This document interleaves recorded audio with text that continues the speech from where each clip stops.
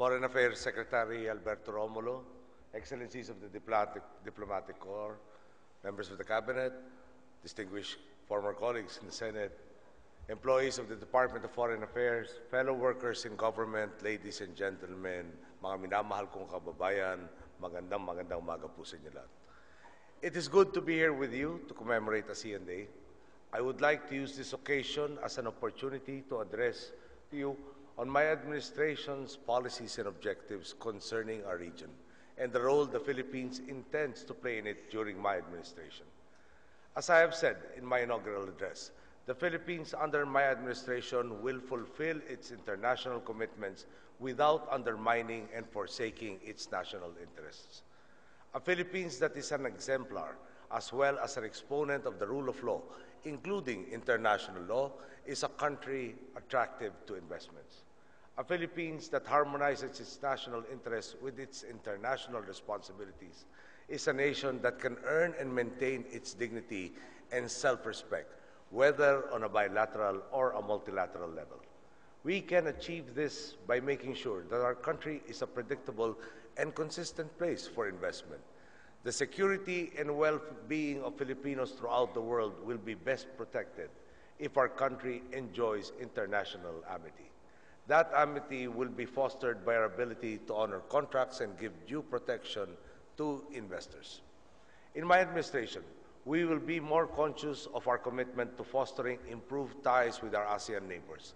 We will be a good neighbor, a productive partner, and a consensus builder as we work towards our common goals. We in the ASEAN have reached a point of transition.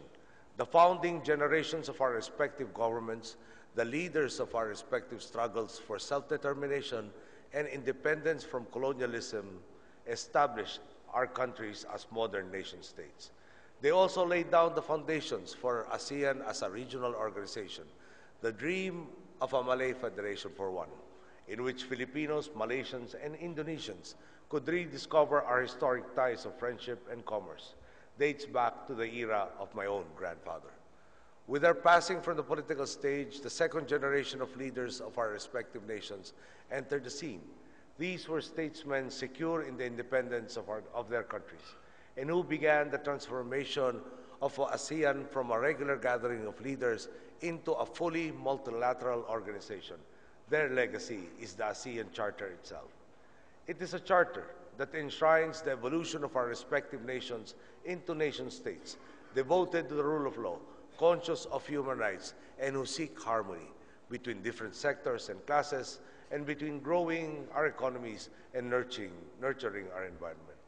Today, the ASEAN Charter is more of an aspiration rather than a reality. My administration will do its part in the long process of creating a more binding commitment to our mutual economic and political interests. I note that ASEAN aims to build a people-oriented regional community through three key pillars, namely political security, economic, and socio-cultural. By 2015, that is a year before I leave office, my administration will do everything it can to make sure our region achieves this goal. Let me indicate just a few ways the Philippines intends to do this. The first is in peace and security. The Philippines will continue to participate in discussions on issues of concern within the region and abide by the ASEAN Declaration on the Code of Conduct in the South China Sea. The second area where the Philippines intends to contribute is in its economic participation. Cognizant of our free trade agreements which were forged before my time, we will ensure that these agreements increase employment and expand the market for our goods and that of other nations. Growth would be enhanced by the ability of these free trade agreements to enhance mobility of capital, products, and people. In light of this, our country will continue to support the ASEAN Connectivity Project. This hopes to create an ASEAN Connectivity Master Plan that consists of sectoral body plans in transport, infrastructure, information, and communications technology, energy, power grids, and tourism. The Philippines has major interests here. With its existing nautical highway or RORA project, once it is implemented, ASEAN connectivity will bridge our nation to our neighbors. shorten transfer distances, and open more economic opportunities for more people. Finally, the Philippines can foster the success of our common goals through culture and the arts. The greatest antidote to war, the most effective instrument of peace and mutual understanding is cultural exposure and cooperation.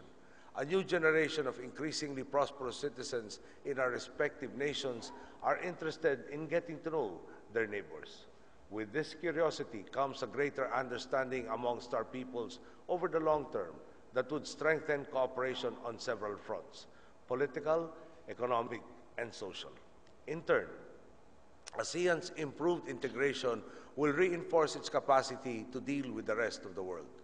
Already, our cooperation has borne fruit. We have merged as a bloc to enter into agreements with Japan, China, and Korea under the ASEAN Plus 3 and other frameworks. Today's commemoration, then, is a demonstration of our commitment to ASEAN's success. The translation of the Charter into Filipino is a necessary step in growing our citizenry's awareness of their identity as members of a region. I am tasking the Chair of the Commission on Higher Education and the Secretary of Education to see to it that this charter is disseminated in our schools. In the coming months, I look forward to meeting many of my regional counterparts. The Philippines looks with confidence to a regional celebration of our collective success in 2015. That will surely be a historic year, the year of fulfillment, the year of a truly people-centered ASEAN community. There is much work to do. There is very little that can stand in our way so long as our governments and our peoples grow in understanding, increase in cooperation, and share the fruits of our hard work and dedication. The future is bright for our part of the world. Mabuhay ang ASEAN. Magandang umaga po.